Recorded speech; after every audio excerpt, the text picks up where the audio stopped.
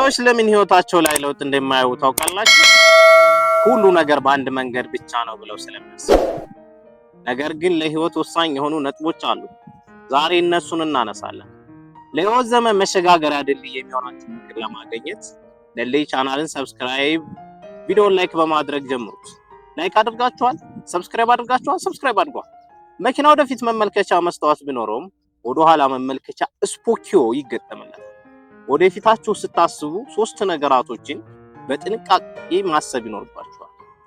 ትናንትናን፣ ዛሬን እናም ነገን። እነዚህ ሶስት ነገራቶች መሰረታዊ የህይወት ማገሮች ናቸው። ለምን ብላችሁ ከጠየቃችሁኝ ዛሬ ለሆናችሁ ነገር ሙሉ ኃላፊነት የሚወስደው የትናንት ማንነታችሁ ስለሆነ፣ ይህ ማለት ደግሞ የዛሬ ኃላፊነታችሁ የነገን ህይወታችሁ የሚወስንላችሁ ነው። ወደ ኋላ መመለስ የሚችል ሰው ወደፊት ይነጠፍለታል ይላል። ትናንትና የሙከራና የልምድ ጊዜ ነበር። ያም ልምድ ወደፊት ስታስቡ የግድ ያስፈልጋችኋል። እዚህ ምድር ላይ የተገደበ ነገር ቢኖር ጊዜ ነው። ስለዚህ የሌላን ሰው ህይወት በመምራት የራሳችሁን ጊዜ አታጥፉ። ጊዜ በዚህ ዘመን ከወርቅነት አልፎ ህይወት ነው እየተባለ፣ አረቦች ጊዜ ሰይፍ ነው ይላሉ። ያ ማለት ጊዜን ካልተጠቀምክበት እንደ ሰይፍ ይቆርጣል ማለታቸው። ይህ ማለት ጊዜ ወርቅ ሳይሆን ህይወት መሆኑን እንረዳለን። ዛሬ ለእናንተ ሁለት ዜና አለኝ። አንድ መጥፎ፣ አንድ ጥሩ። መጥፎው ዜና ጊዜ ሁሉ ጊዜም እየበረረ መሆኑ ነው። ጥሩ ዜና ደግሞ አብራሪው ወይም ካፒቴኑ እናንተ መሆናችሁ። በሰዎች የህይወት ስርዓት አትያዙ። ማህበረሰብ የሚፈጥረው ደግሞ አንድ ነገር አለ። ያም ባህል ይባላል። ባህል በራሳችሁ ሚዛን መዝናችሁ የሚጠቅማችሁን ያዙ እንጂ ሁሉንም አታግበስብሱ። በውጮች የተሰራ አንድ ኤክስፐሪመንት ላጋራችሁ። ሳይንቲስቶች ባህል እንዴት ይፈጠራል በሚለው ጥናት አደረጉ። ይህም ጥናት አንድ ጥቅጥቅ ጓድ በመቆፈር 4 ጦጣዎችን አምጥተው ጉድጓድ ውስጥ ይከቷቸዋል። በጉድጓዱም ውስጥ ትልቅ መሰላል አቁመው ከመሰላሉ ጫፍ ላይ ሙዝ ያስቀምጣሉ። እያንዳንዳቸው ወደ መሰላሉ እየተንጠላጠሉ ሙዙን ለማውረድ ይታገላሉ።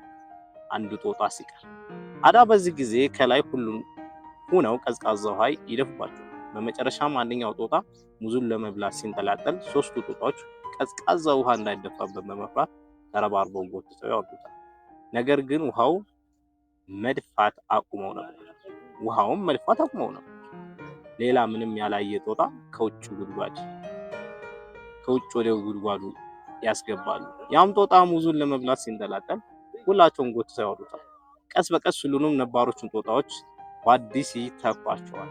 ነገር ግን አሁንም አዲስ ጦጣ ሲመጣ መጀመሪያዎቹ ጋር የነበሩ ጦጣዎች ጎትተው እያወረዱ ሙዙን ማንም ሳይበላው ይቀራል። ሳይንቲስቶችም ባህል እንዴት እንደሚፈጠር ያረጋግጣሉ። ስለዚህ ከማህበረሰብ እስር ውጣ ያልመጣ ሁልጊዜም የሰዎች ድምጽ ከውስጣችሁ ድምጽ በላይ በልጦ አይሰማችሁ። ልባችሁን እመኑት፣ ተከተሉት። የሰዎች መንፈስ ምን ያክል ትልቅ እንደሆነ ታውቃላችሁ። ያለ ቦታው የዋለ ንስር ከዶሮ ጋር ጥሬ ሲለቅም እንደሚውለው እናንተም ባለመረዳት ከማይመጥናችሁ ሰው ጋር ትሆኑ። ቀና በሉ፣ እስቲ ቀና በሉ። እናንተም መሰሎች እኮ ከፍ ብለው እየተመገቡ ነው። መቼም የዶሮዎቹ ጥሬ ሊያጠግባችሁ አይችልም። ያ በቂ የሆነው ለዶሮዎቹ ነው።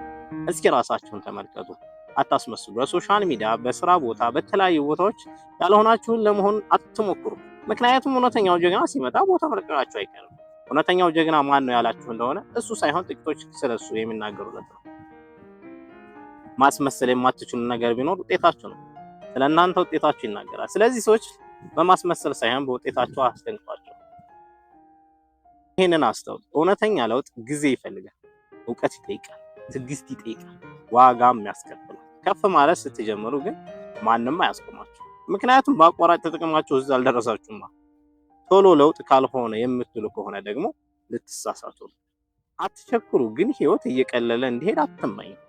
እንደውም እናንተ መክበድ አለባችሁ። ትልቅ ነገር የሚፈልግ ሰው ትልቁን ዋጋ ይከፍላል። የጠራን ውሃ ከምንጩ ለመቅዳት የፈለገ ሰው ጥልቅ ጉድጓድ መቆፈር ይኖርበታል። አእምሯችሁን ለትናንሽ ድሎች ሳይሆን ለትልልቅ ድሎች አዘጋጇቸው። ምክንያት አታውሩ፣ ሰበብም አትደርዱ። የህይወታችሁን ኃላፊነት ራሳችሁ ስጡ። ማንንም ተጠያቂ አታድርጉ። ህይወታችሁን በእናንተ ስርዓት እንዲህ ቢሆን ኖሮ እንደዛ ብታደርጉ ኖሮ አትበሉ። አታቁሙ እንጂ ካሰባችሁበት ትደርሳላችሁ።